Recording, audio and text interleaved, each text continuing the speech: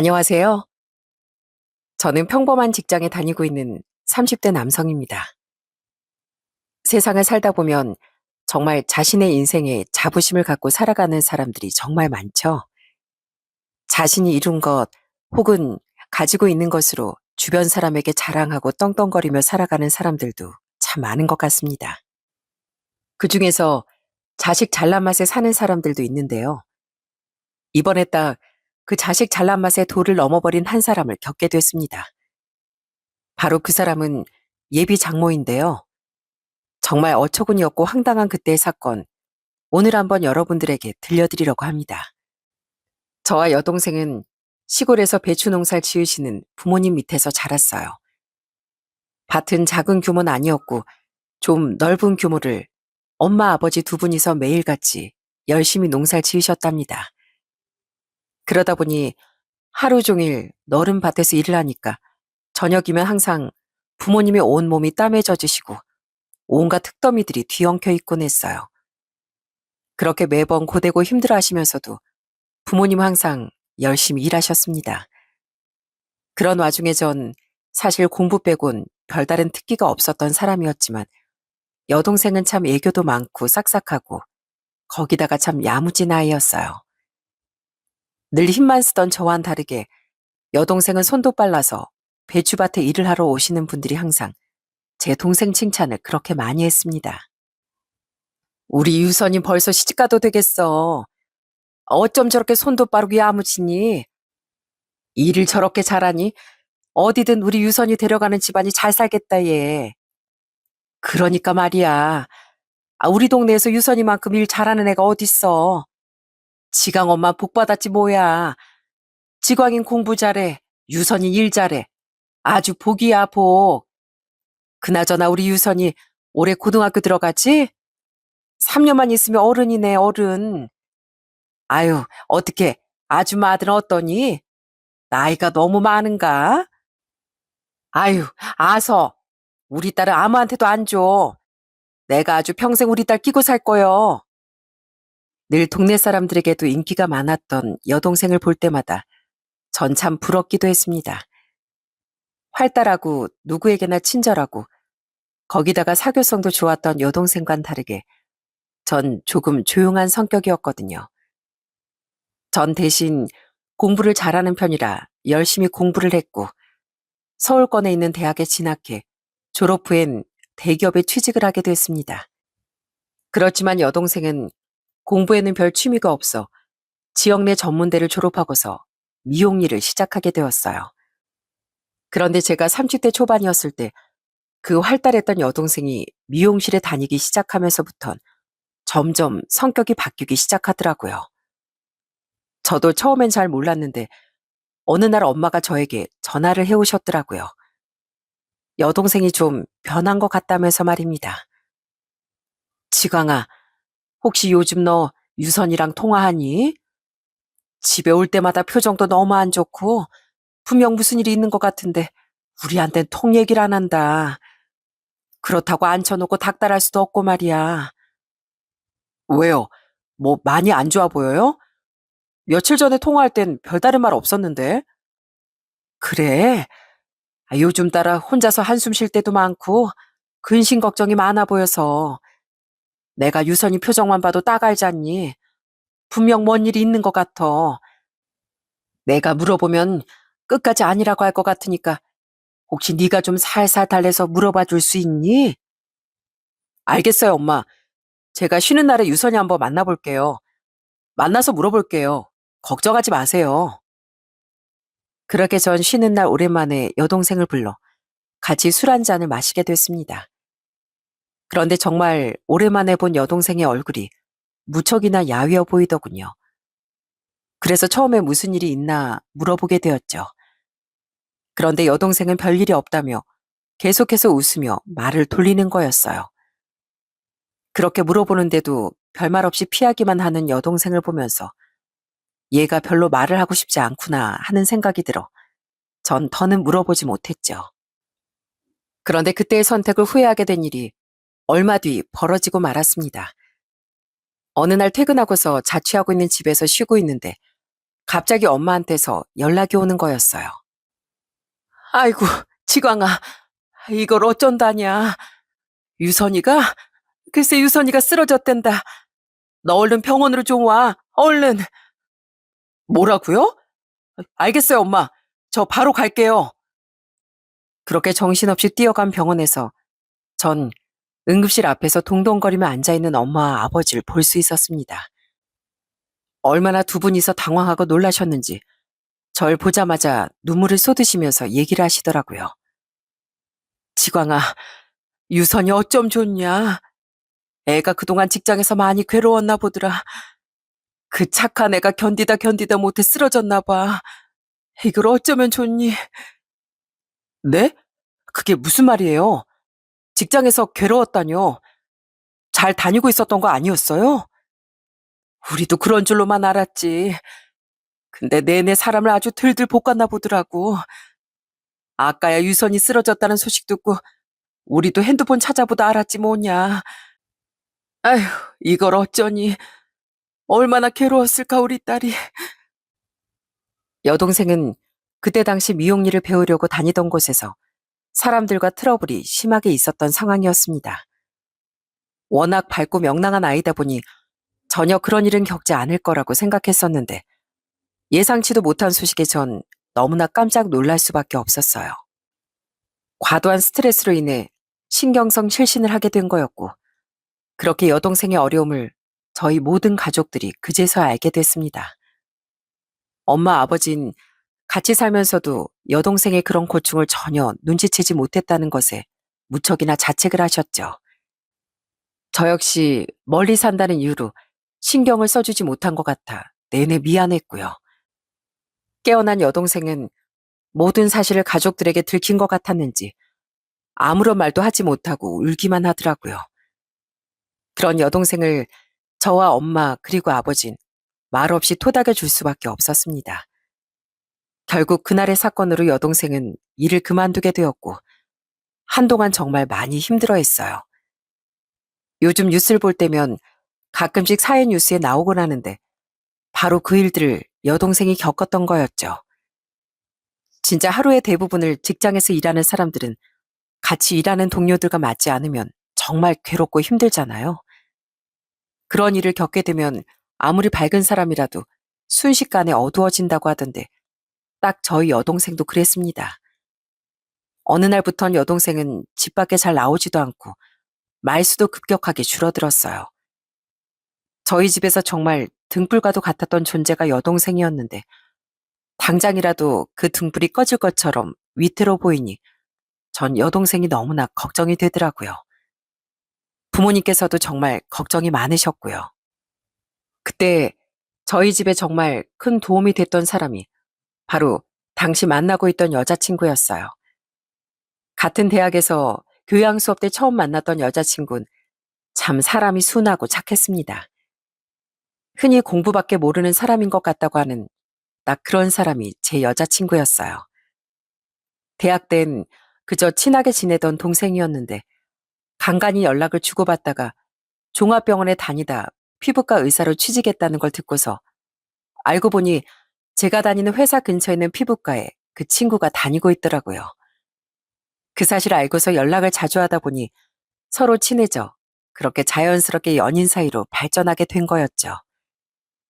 여자친구는 제 여동생의 상황을 듣고선 저에게 많은 조언을 해주기도 했어요. 주변에도 동료 의사들에게 물어보고 조언도 구하면서 그렇게 저에게 많은 도움을 줬죠. 오빠, 내가 들어보니까 어머님 아버님도 많이 힘드실 것 같다. 옆에서 오빠가 잘 얘기해드리고 마음도 달래드려. 가서 무뚝뚝하게 말하지 말고. 지금은 가족들 모두가 힘드니까 말 한마디 한마디에 예민할 수 있잖아. 그래, 알았어. 고마워. 네 덕분에 그래도 내가 마음이 안 흔들리는 것 같아. 아니야. 아, 그리고 이거 유선 씨 손으로 뭐 만드는 거 좋아한다고 그랬지? 작은 성취감 같은 거 느끼게 해주면 좋다고 하더라고. 펠트 인형인데 전에 유선 씨 이런 아기자기한 거 좋아한다고 오빠가 말해줬잖아. 그래서 생각나서 한번 사봤어. 혜진아, 진짜 고마워. 내가 너한테 큰 신세 진다. 신세는 무슨, 오빠 여동생이면 나한테도 소중한 사람이지. 내 도움 필요하면 언제든지 얘기해줘. 내가 어떻게든 도와줄 테니까. 알았지? 오빠도 힘들겠지만 우리 조금만 더 버텨보자. 유선 씨 진짜 금방 잘 이겨낼 거야. 그런 여자친구의 도움 덕분이었는지 여동생은 1년의 힘든 시간 끝에 다시 세상 밖으로 나올 수 있었어요. 처음엔 방 안에서 꼼짝없이 있었던 여동생이 어느 날부턴가 슬슬 방 밖으로 나오기 시작했고, 그러다 점점 집 밖으로 나가는 시간들이 5분, 10분 길어지기 시작했어요. 그런 모습들을 보면서 저희 가족들은 얼마나 기뻐했는지 모릅니다. 그렇게 여동생이 다시 조금씩 활력을 되찾으면서 했던 말이 있었어요. 전 그 말을 듣고서 정말 깜짝 놀라지 않을 수 없었어요.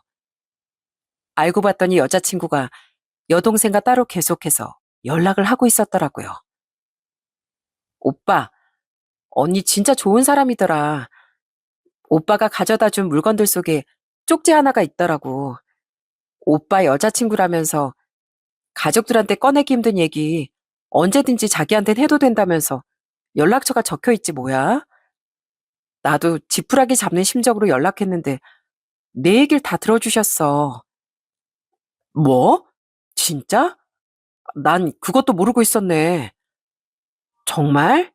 아이, 난 오빠가 부탁해서 그런 줄 알았는데. 아무튼 언니한테 정말 고맙다고 밥 한 끼 같이 먹자고 전해줘. 언니가 매일같이 나한테 응원해줬거든. 나 정말 언니한테 감사 인사하고 싶어서 그래. 그 얘기를 듣고 저와 엄마, 아버진 모두 감동을 받을 수밖에 없었습니다. 사실 저도 섬세한 편이 아니라 여동생의 마음을 잘 알 수 없었고 부모님께서도 어려워하셨었거든요. 가족들도 참 어렵다 느껴졌던 일을 여자친구가 먼저 나서서 여동생의 말을 들어주고 감싸줬다는 게 정말 고맙기도 하고 저희 가족의 은인처럼 느껴졌어요. 그래서 엄만 정식으로 여자친구를 초대하고 싶다는 얘기를 꺼내셨죠. 그렇게 저희 집으로 처음 여자친구가 인사를 오게 되었답니다. 처음 저희 집에 오던 날 여자친구는 정말 많이 긴장을 하더라고요. 자신도 남자친구 집엔 평생 처음 인사를 가는 거라며 엄청 떨려 했어요. 오빠, 나 괜찮아? 옷이 좀 촌스러운가? 다른 옷 입어서 갈 걸 그랬나? 나 왜 이렇게 떨리지? 괜찮아. 우리 엄마 아버지 너 안 잡아먹어. 그렇게 긴장 안 해도 돼. 우리 유선일 때문에 너무 고마워서 꼭 밥 한 끼 대접하고 싶으시대. 그러니까 편하게 생각해. 머리론 그거 알겠는데 마음이 진정이 안 돼서 그래. 너무 긴장된다. 혹시라도 나 마음에 안 들어 하시면 어쩌지? 너무 떨려. 그렇게 긴장을 잔뜩 한 여자친구를 데리고 전 부모님 댁으로 향했습니다. 도착을 하고서 엄마 아버진 진짜 버선발로 마중을 나오시더라고요. 아이고, 먼 길 오느라 고생했죠? 나 지광이 엄마예요. 이렇게 보게 되어서 정말 반가워요. 지광이가 얘기를 참 많이 했는데 한번 먼저 초대를 할 걸 그랬네요. 아닙니다. 처음 뵙겠습니다. 전 김혜진이라고 합니다. 이렇게 초대해 주셔서 감사드려요. 그래요. 날도 더운데 얼른 들어가요. 시원한 음료 한 잔 줄 테니까 잠깐만 앉아서 기다리고 있어요. 내가 금방 저녁상 차려올 테니까. 그렇게 환한 웃음으로 여자친구를 맞이해 주신 엄마 아버진 여자친구를 무척이나 마음에 들어 하셨습니다. 그리고 많이 긴장했던 여자친구 역시 시간이 지나면서 점점 긴장을 풀고 편안하게 대화를 나누더군요. 화기애애한 분위기 속에서 그렇게 식사를 마치고서 거실에 둘러앉아 얘기를 나누게 됐습니다. 그때 엄마 아버지가 얼마나 제 여자친구에게 고마워했는지 몰라요. 그, 우리 딸한테 도움 많이 준 거 정말 고마워. 사실 부모가 됐어도 자식 마음을 다 알지 못할 때가 많았는데 덕분에 우리 딸 다시 잘 지낼 수 있게 됐어. 정말 고마워. 아니에요. 제가 한 건 아무것도 없는데요, 뭘. 그리고 유선 씨가 괜찮아졌다고 하니 정말 다행이에요. 많이 걱정하셨죠? 우리 딸이 어릴 때부터 동네에서도 소문날 정도로 착하고 순한 딸이었거든. 워낙 사람들과 잘 지냈던 딸이라 이런 건 걱정도 없다고 생각했었는데 우리가 딸을 너무 몰랐었던 것 같아. 힘들 걸 내색도 못하고 끙끙 앓았을 걸 생각하면 아직도 마음이 아프지 뭐. 아마 어머님, 아버님 마음 아파하실까봐 얘기를 못 꺼냈을 것 같아요. 자식 입장에선 부모님 마음 아프게 하는 게 제일 괴롭거든요. 그래도 묵묵히 지켜봐주고 기다려주시니 그게 유선 씨한텐 더 힘이 됐을 것 같아요. 가족들이 이렇게 자기 편이니까 금방 이겨낼 수 있었던 거예요. 제가 한 일은 별로 없어요. 그렇게 속 깊고 배려심 많은 여자친구를 보면서 이 사람과 결혼한다면 정말 행복하겠다는 생각을 많이 했습니다. 부모님께서도 그때 첫 만남 이후로 여자친구에 대한 안부를 많이 물으시고 궁금해 하셨어요. 은근 서로 결혼을 했으면 좋겠다는 생각도 많이 내비치셨죠. 사실 한 가지 걱정이 되었던 게 바로 여자친구의 직업이었어요. 아무래도 의사이다 보니 여자친구의 집에서 어떤 생각을 가지고 계실지 장담을 할 수 없었거든요. 그렇지만 전 이렇게 마음 착한 여자친구를 놓치고 싶지 않았어요. 그래서 전 연애 3년 만에 여자친구에게 프로포즈를 했습니다. 그런데 여자친구는 프로포즈를 받으면서도 주저주저하며 저에게 할 말이 있다고 하더라고요. 오빠, 사실 내가 오빠한테 할 얘기가 있는데 지금까지 우리 집에 대해 얘기를 한 번도 안 한 것 같아서 이젠 얘기를 해줘야 할 때가 된 것 같아. 어? 그게 무슨 소리야? 무슨 얘기? 우리 아버지 전국을 떠돌아다니면서 현장 일을 하신 건 알지? 아빠가 고생고생하면서 내 등록금 벌고 그러면서 내가 의대 다니고 그랬던 것도 알잖아. 근데 엄마랑 아빠가 나 졸업하고서 이혼하셨어. 내가 오빠한테 두 분 이혼하신 거 얘기를 안 한 것 같아서. 이혼을 하셨다고? 정말? 그건 내가 모르고 있었네. 어, 내가 굳이 말을 하지 않아서 아마 모르고 있었을 거야. 내가 병원 일 시작하면서 두 분 이혼하시고 지금은 따로 지내고 계셔. 그래서 아마 아빠랑 엄마 따로 인사를 드려야 할 것 같은데 괜찮겠어? 당연히 괜찮지. 그동안 내가 우리 집 일만 신경 쓴다고 너한테 얘기를 많이 못 들었네. 난 괜찮으니까 너무 신경 쓰지 마. 사실 대학 때 알던 여자친구의 집안은 위로 오빠의 여자친구 이렇게 둘이었고 똑똑한 여자친구한테 온통 관심을 쏟는 듯 보였습니다. 그러다 보니 대학 때도 늘 여자친구는 자주 부모님의 전화를 받곤 했었어요. 그땐 그런 관심들이 딸에 대한 사랑이라고 생각했습니다. 그렇다 보니 두 분이 이혼하실 거라곤 생각도 못 했었죠. 그런데 그런 두 분이 이혼했다는 소식이 조금 놀랍긴 했습니다. 그렇지만 부부 사이라는 게 제3자가 알 수 있는 것도 아니고 그럴 수 있다고 생각을 했었어요. 그렇게 전 먼저 예비 장인을 찾아뵙고 인사를 나누게 되었어요. 예비 장인께서는 정말 너무 좋으신 분이셨어요. 한 식당에서 만나 같이 밥도 먹으며 술 한 잔을 곁들이게 되었는데 저에게 하신 말 중 대부분은 그저 딸을 잘 부탁한다는 말뿐이었습니다. 우리 딸이 그렇게 좋아한다던 남자친구랑 결혼하는데 내가 당연히 허락을 해야지. 난 다른 거 바라는 거 없네. 그저 우리 딸 행복하게 잘 살게 해주는 것만 바랄 뿐이야. 그건 해줄 수 있지? 네, 그건 걱정 마세요, 아버님. 제가 어떻게든 혜진이 행복하게 해주겠습니다. 저 사실 아버님께서 누구보다 혜진이 아끼고 사랑하신다는 거 잘 알고 있습니다.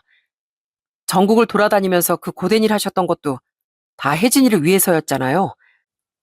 그 마음 제가 물론 다 알지 못하겠지만 그 반이라도 제가 쫓아갈 수 있도록 노력하겠습니다. 그래, 그래.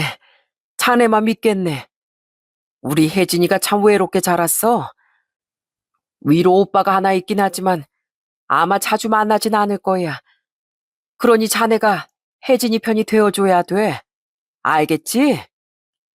네, 명심하겠습니다, 아버님. 그땐 예비 장인의 말이 어떤 뜻인지 잘 이해하지 못했었지만 나중에 시간이 지나면서 서서히 그 뜻을 알 수 있었답니다. 그 뒤로 전 예비 장모에게도 인사를 가게 되었어요. 가기 전에 예비 아내가 살짝 귀뜸을 해준 건 예비 장모가 아내 직업에 대한 약간의 프라이드를 가지고 있다는 거였어요. 그래서 전 더 잘 보이기 위해 신경 써 고른 과일 바구니와 다과 세트를 바리바리 싸들고 예비 장모님 댁으로 향했습니다. 그리고 딱 문이 열리자 제 눈앞에 보인 사람은 무표정으로 덤덤하게 서 있는 예비 장모였습니다. 전 그런 예비 장모에게 환하게 웃으며 인사를 했어요. 그런데 예비 장모는 제 인사도 잘 받아주지 않은 채 바로 뒤돌아 집 안으로 들어가 버리더군요. 그 모습에 당황스러워하자 옆에 있던 예비 아내가 서둘러 제 팔을 끌고서 집으로 같이 들어가더라고요. 역시나 예비 장모는 쉽지 않겠다는 생각이 들었죠. 그리고선 정말 고요한 분위기 속에서 식사를 하게 되었어요. 예비 아내는 그래도 분위기를 좀 풀어보려고 노력을 많이 했습니다. 엄마, 이 사람이 선물 가지고 왔는데 한번 봐볼래요? 다과 세트가 여기 진짜 유명한 곳에서 어렵게 예약해서 가지고 온 거예요. 저도 살짝 보니까 진짜 고급스럽고 예쁘더라고요. 그래, 알았다. 우선 밥 먹어. 그렇게 분위기를 풀어보려고 예비 아내가 노력했지만 예비 장모의 반응은 냉담할 뿐이었습니다. 안 그래도 전 긴장을 많이 했었는데 그런 예비 장모의 태도에 전 더 긴장을 많이 할 수밖에 없었죠. 정말 음식이 눈으로 들어가는지 코로 들어가는지 모를 정도로 그렇게 정신없이 식사를 마쳤을 때 마침 딱 누군가가 예비 처가댁에 들어왔어요. 그건 바로 예비 아내의 오빠인 손이 처남이었습니다. 그런데 그 손이 처남이 오자마자 분위기는 순식간에 확 바뀌었어요. 아유, 우리 아들 왔어? 일하느라 고생 많았다. 저녁은? 저녁은 먹었어? 오늘 혜진이 남자친구가 인사로 온다고 해서 먼저 밥 먹었어. 괜찮지? 너 배고프겠다. 얼른 밥 차려줄게. 아니, 됐어, 엄마. 안 먹을게. 그나저나, 혜진이 남자친구? 아, 그 직장 다닌다던 걔? 아니, 근데 혜진이 의사인데 왜 직장인을 만나? 의사니까 뭐 레벨 맞춰서 같은 의사라도 만날 줄 알았더니. 참, 뭐 하여튼 둘이서 결혼한다고 하니까 내가 뭐 할 말이 있나? 어쨌든 밥 잘 먹고 가세요. 그러면서 쏙하니 방으로 들어가 버리는데 사실 그땐 좀 제 기분이 좋지 않더라고요. 그렇게 식사를 마치고서 차를 한 잔씩 마시는데 예비 장모가 저에게 하나하나 꼬치꼬치 캐묻기 시작했어요. 그래, 아버지 어머니 농사 짓는다지? 몇 평이나 짓나? 노후는 대비가 잘 되신 거야? 우리 딸 의사라 바쁜데 뭐 농사지로 도와야 되고 그런 건 아니지?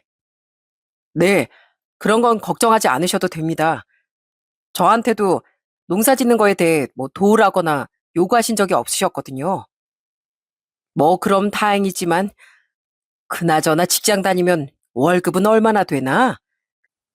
의사 월급은 알아도 평범한 직장인 월급은 내가 잘 몰라서 말이야. 우리 아들도 사업하니까 알 수가 있어야지. 한 400 정도 버는가? 네? 아, 제가 지금 다니고 있는 회사가 다닌 지 10년이 넘었고 탄탄한 기업이에요. 월급은 그것보다 조금 더 많이 받고 있습니다. 전 그래도 최대한 예의를 갖춰 예비 장모에게 대답을 하려고 노력했습니다. 그런데 예비 장모는 아무리 제가 잘 얘기를 해도 뭔가 탐탁지 않은 표정이었어요. 그럼 결혼할 때는 어떻게 준비할 건가? 그래도 우리 딸이 의사인데 주변에서 의사 며느리 모시고 가면 뭐 이런저런 말 나오지 않겠어? 우리도 보통 받는 대로 받았으면 좋겠는데. 결혼은 저랑 혜진이가 지금까지 모아둔 돈으로 그 예산 안에서 해보려고 생각하고 있습니다.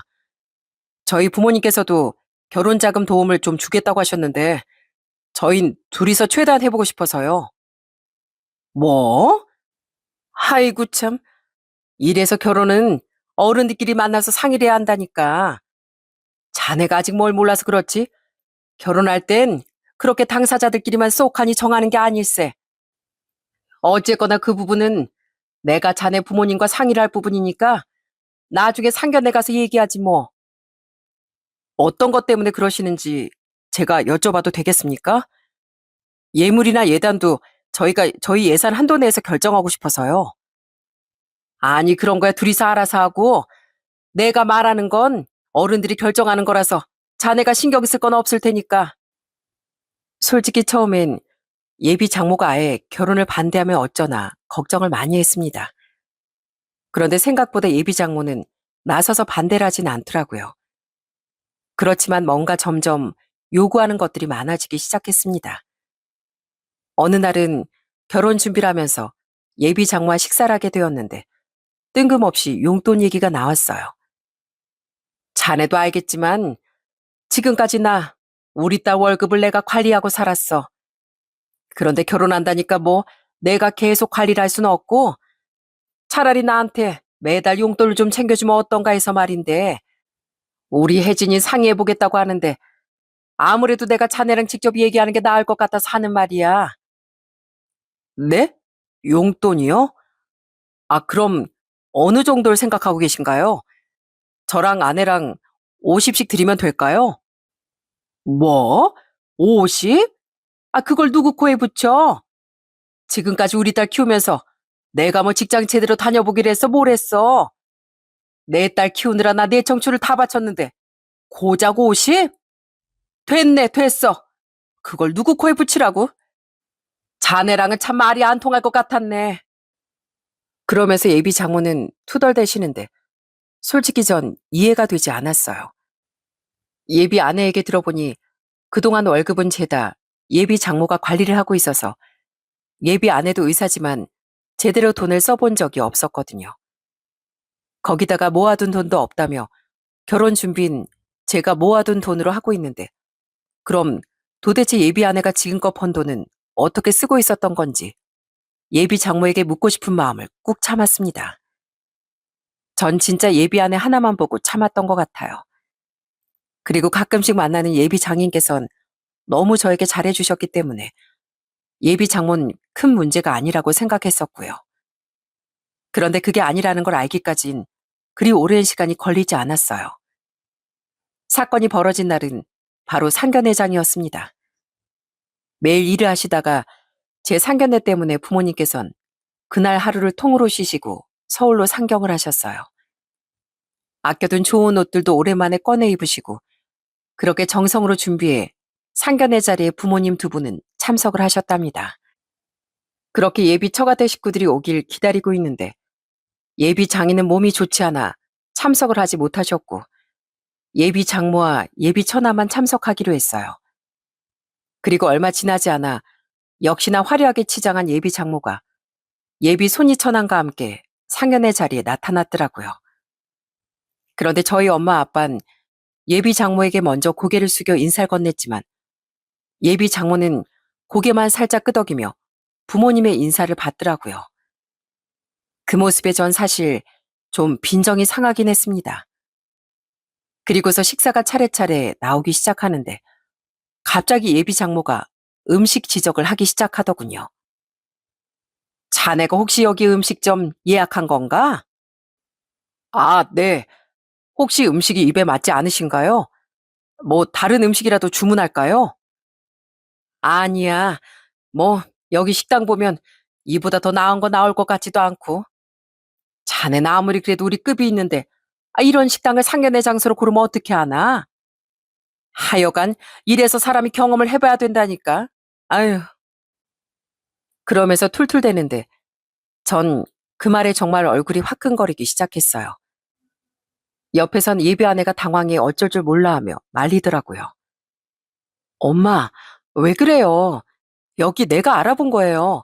그런 말 하지 마세요. 갑자기 뜬금없이 그게 무슨 말이에요? 아니, 음식 맛이 좋지 않아서 좋지 않다 그러는 건데 네가 왜 난리야? 네가 뭐 꿀릴 게 있다고 그렇게 잔뜩 주눅 들어선? 아유, 사부인, 음식이 입에 잘 안 맞으신가 봐요. 그럼 다른 음식이라도 좀 드셔보시죠. 저흰 평생 시골에서 농사 지어 그런지 여기 도시 와서 먹는 음식이 참 좋네요.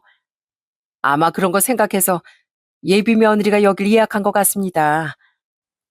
저희도 예비 며느리가 참 대단하다고 생각해요. 솔직히 의사가 된다는 게 쉬운 일도 아니고요. 그만큼 사부인께서 얼마나 고생하시며 키우셨겠습니까?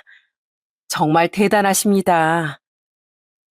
그렇게 저희 엄마가 차분하게 예비 장모를 칭찬하자 그제서야 예비 장모는 조금 마음이 누그러진 듯 보였습니다. 그러더니 그때부터 나의 말이 통한다 생각했는지 예비 장모는 본인이 생각했던 얘기를 술술 꺼내놓더라고요. 아, 뭐 자식 의대 보내는 게 솔직히 쉬운 일은 아니었죠.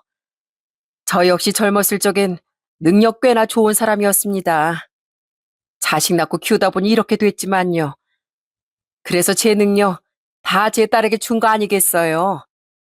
뭐 몸은 서로 다르지만 결국엔 제 딸 이렇게까지 큰 게 다 제 노력이라 봐도 되죠. 아유, 그렇죠.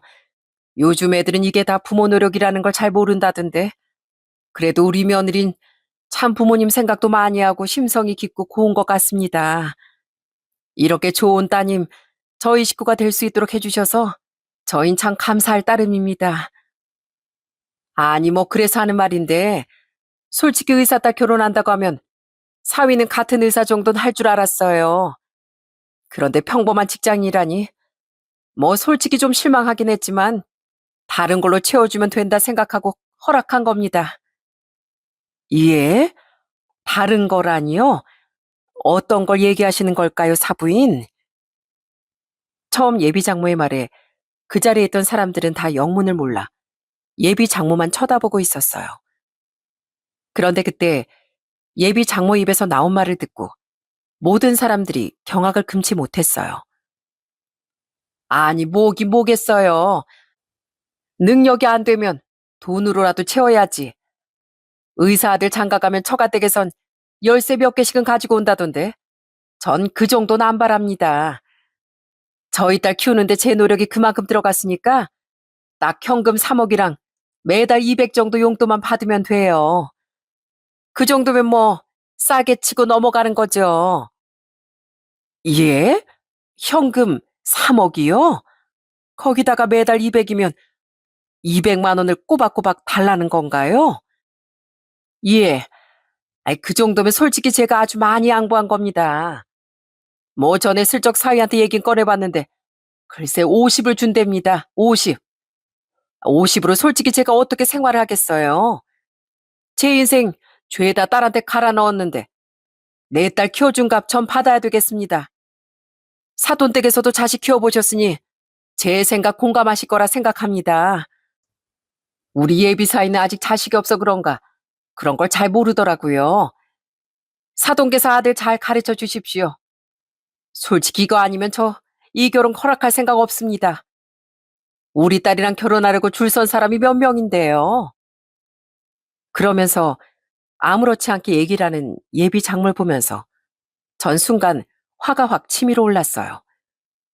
아무리 그래도 다른 자리도 아니고 저희 부모님까지 생업을 뒤로하고 시간을 낸 자리인데 어떻게 저런 태도를 보일 수 있는지 도저히 이해가 되지 않았죠. 그때 그 자리에서 저희 엄마가 참 현명하게 대처를 하셨습니다. 아, 사부인께서 어떤 생각이신지 전 이해합니다. 그죠? 역시 어른들은 다 이해할 줄 알았다니까요.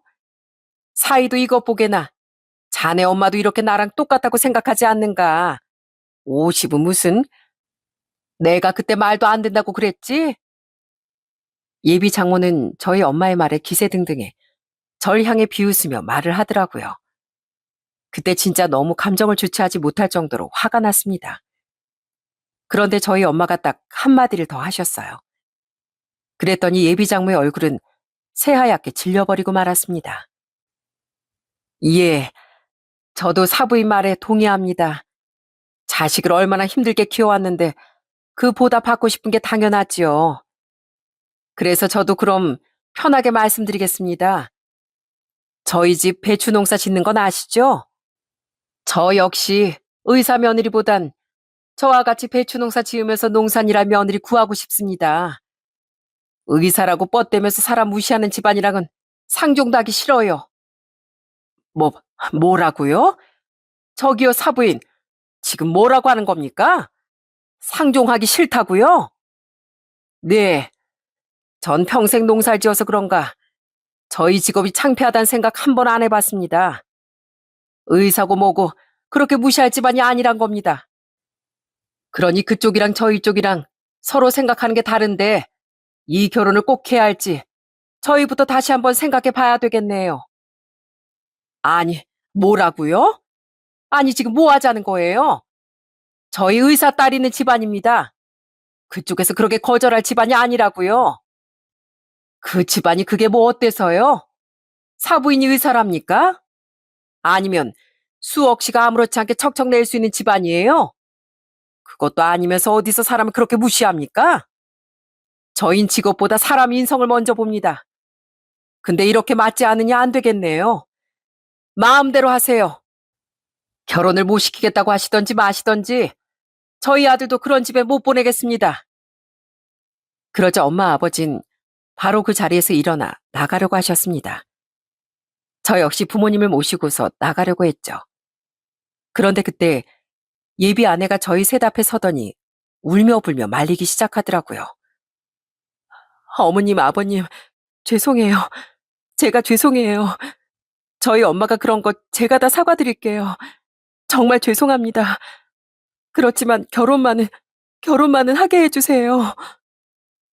혜진아, 난 네가 참 좋은 아이라는 거 안다. 근데 우리 아들 저런 취급받으면서까지 장가 보내고 싶은 마음은 없구나. 미안하지만 이 결혼은 안 될 것 같다. 어머님, 한 번만요. 제가 정말 잘할게요. 어머님. 그렇게 울며 불며 예비 아내가 애원을 하자 그때 뒤에서 예비 장모가 아주 크게 소리를 치기 시작했어요. 야, 김혜진, 너 지금 뭐 하는 거야? 어디서 창피하게 농사 짓는 집안에 그렇게 애원을 해? 너 지금 뭐 하는 거냐고? 어디 남자가 저놈 한 놈뿐이야? 너 데리고 가겠다는 집 널리고 널렸어, 얘. 능력 있고 빵빵한 집안에서 널 며느리로 보겠다고 줄을 섰는데 어디서 사랑에 미쳐가지고선 너 당장 일로 안 와? 넌 자존심도 없니? 엄마, 지금 뭐 하는 거야? 엄마가 뭔데 내 인생을 망치냐고. 엄마가 뭔데 내 인생 망쳐. 뭐? 너, 아니, 너 어떻게 엄마한테 큰 소리야? 엄마가 너 의사 만들려고 얼마나 노력하고 고생했는데 그건 하나도 몰라주고 돈 한 푼 안 들었던 생판 남편을 들어?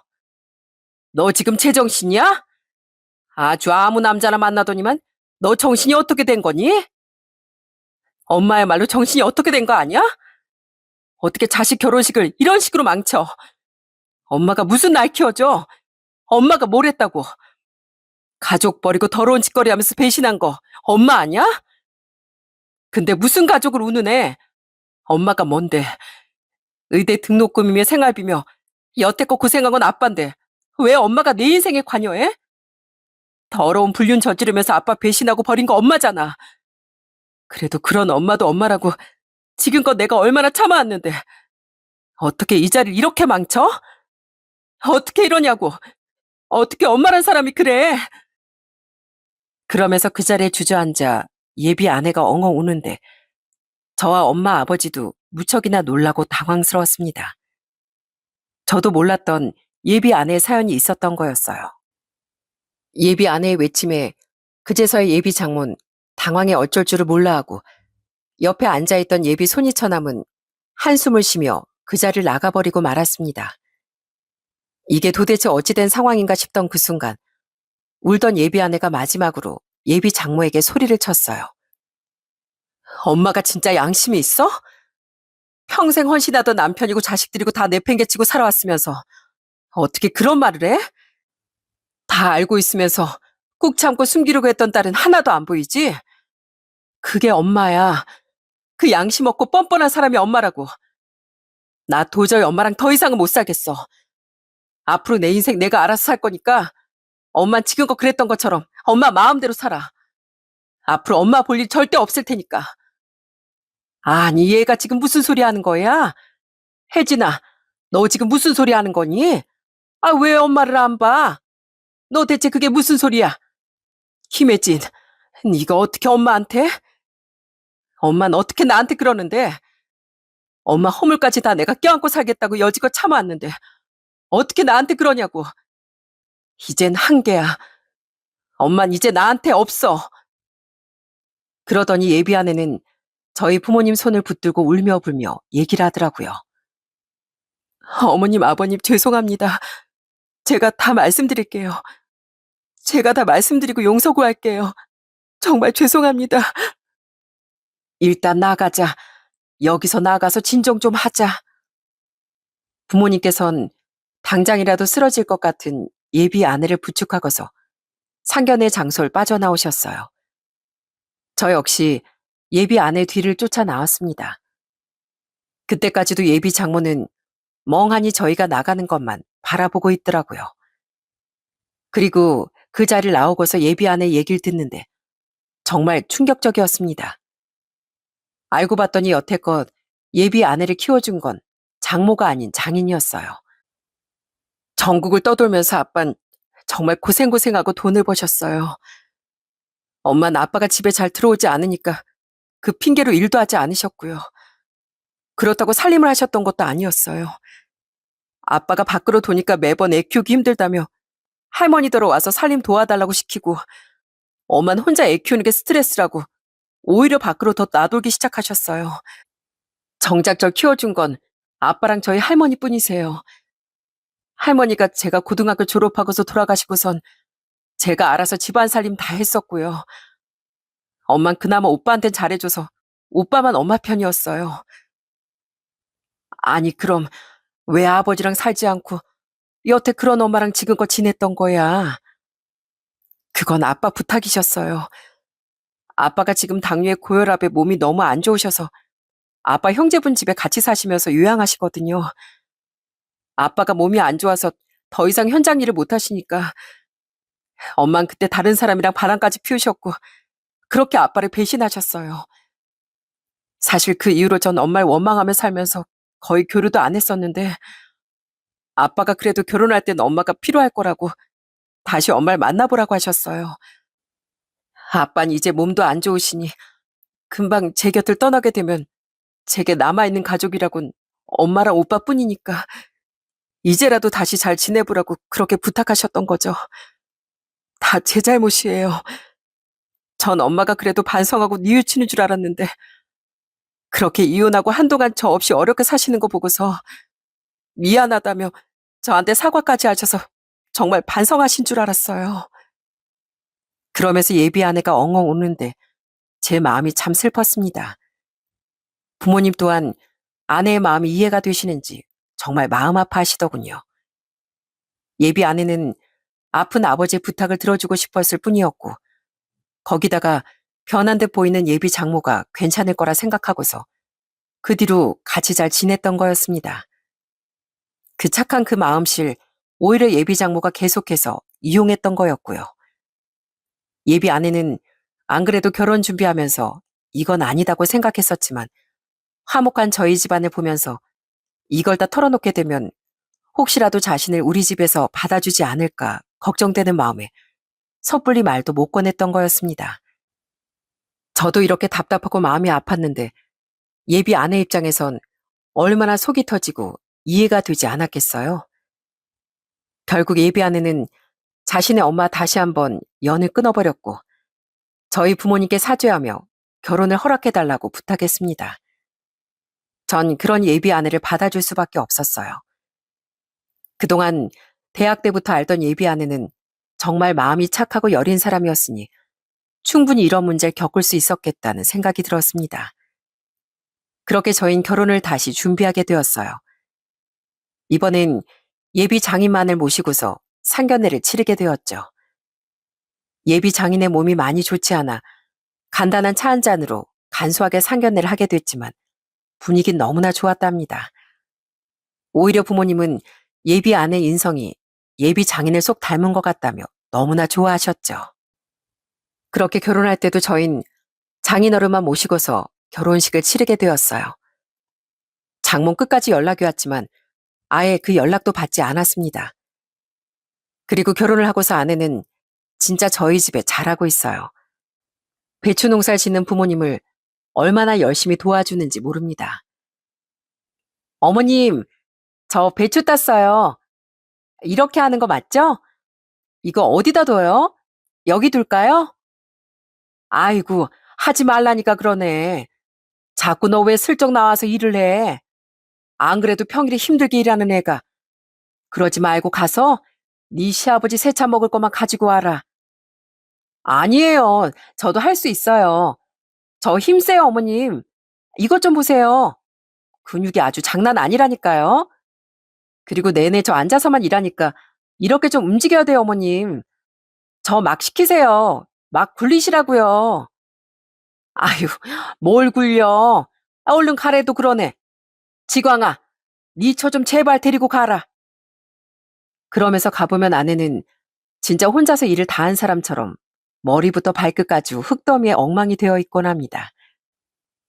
솔직히 아내가 처음 농산일을 하다 보니 사실 큰 도움이 되진 않지만 마음만으로 어떻게든 도와주려고 하는 그 모습이 참 예쁘고 기특할 때도 많습니다.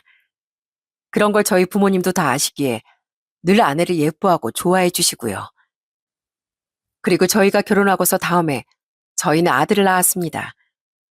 아들을 낳고 나서 전 진짜 열심히 새벽에도 육아에 동참했어요. 그러면 아내는 또 절 생각해서 후다닥 움직이고 먼저 나설 때가 많았죠. 아이, 내가 한다니까 그러네. 당신은 들어가서 좀 더 자.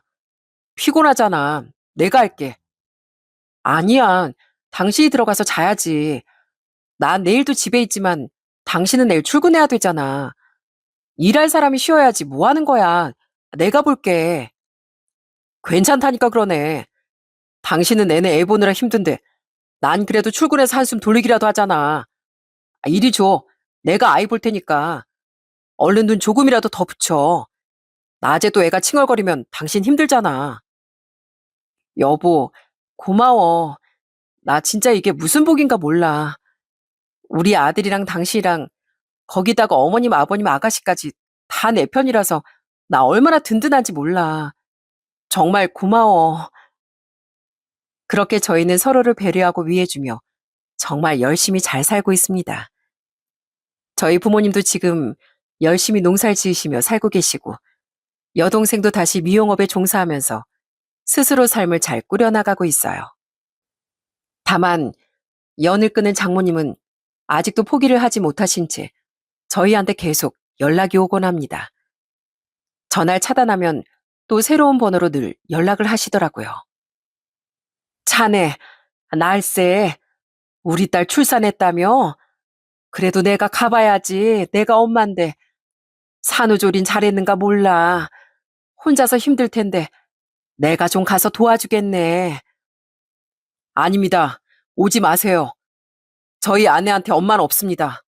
그러니 다신 전화하지 마세요. 아니, 그게 무슨 소린가?